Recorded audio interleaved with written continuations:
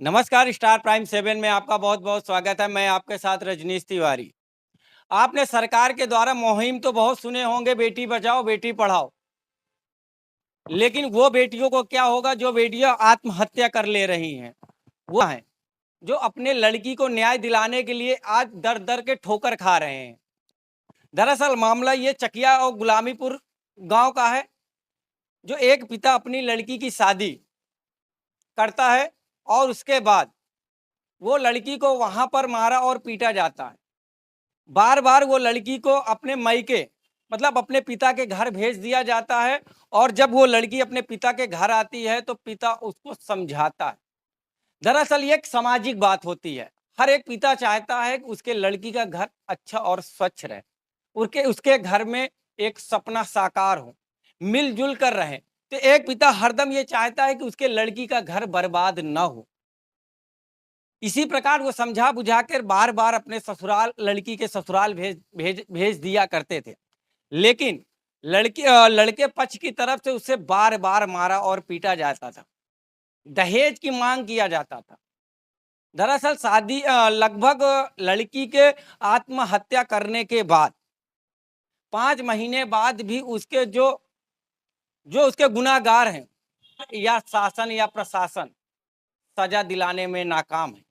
आइए उन्हीं के पिताजी से हम बात करते हैं कि दरअसल पूरा मामला है क्या? क्या नाम होगा आपका? मेरा नाम मान सिंह। मान सिंह, आप कहाँ पर अपने लड़की की शादी की? अटसराय गाँव में।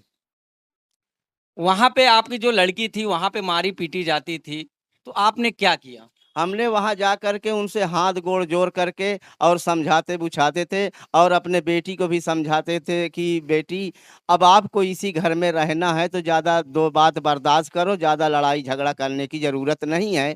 और जो भी कमियाँ होगी वो कुछ पूरा करते रहेंगे। लेकिन वहाँ उसका जो हस्बैंड था वो बार-बार यही बात कहता था कि जो तेरा बाप बोला है देने के लिए वो हमें दे दे। लेकिन शादी के पहले हमने उससे कुछ भी वादा नहीं किए। लेकिन वो बोला कि मेरा घर गिरा पड़ा है, मुझे पैसा चाहिए, मुझे एक गाड़ी की ज़रूरत है और तमाम चीज़ें मतलब वो माँगता था। लेकिन भाई अगर ये शर्त पहले होती तो हम उस लड़के के साथ अपनी बेटी को शादी नहीं करते। लेकिन ये तो बाद में बात उत्पन्न हुई कि वो इतना लालची है, इतना कमीना है, इतना बदतमीज़ है कि जो चीज़ मतलब ये बार-बार माँगने के बाद जब हम नहीं पूरा कर रहे हैं तो हमारे बेटी को मारता है। तो क्या आपने उसने उसकी जानकारी थाने में दिया था? जी, थाने में तो दिया था लेकिन थाने वालों ने हमारी कोई सुनवाई नहीं किए।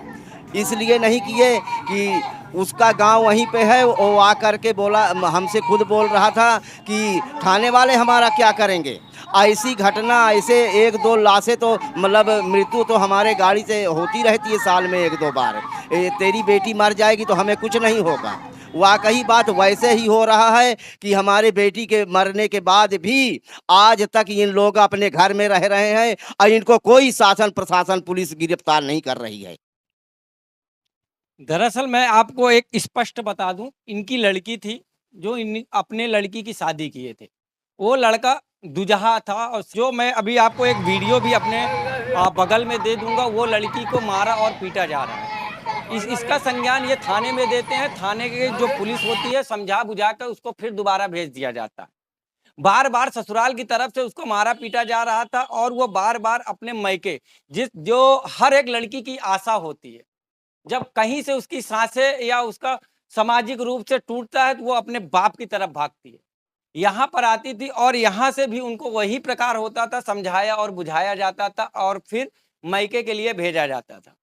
लेकिन जब ये लड़की को बराबर लड़के की तरफ से टॉर्चर होता था और लेकिन पिता इतना कमज़ोर था कि उसको सही तरीके से सही इंसाफ नहीं दिलाने में नाकाम हुए तो वो लड़की ने सीधा जाकर कूद कर अपनी जान दे देती है। ये समाज में एक तरीके से लड़की को लेकर एक भद्दा है, जो लड़कियों के साथ ऐसा करते हैं। फिर एक पिता को दर-दर की ठोकर खाना पड़ता है। जैसे इन्होंने मुझे बताया कि एसपी ऑफिस, डीएम, मुख्यमंत्री और थाना, यहाँ तक कि महिला थाना में भी इन्होंने अपनी एप्लीकेशन दिया और कोई सुनने वाला नहीं। लड़की के 5 महीना सुसाइड करने के बाद, आत्महत्या करने के बाद भी अभी तक कोई दोषी को ना उनको सजा मिली है, ना किसी को जेल हुई है। आज लड़की का पिता दर दर भटक रहा है, उसका कारण आप लोग बताइए। क्या शासन की गलती है, या एक पिता की गलती है, एक या फिर ससुराल की पक्ष की तरफ की गलती है?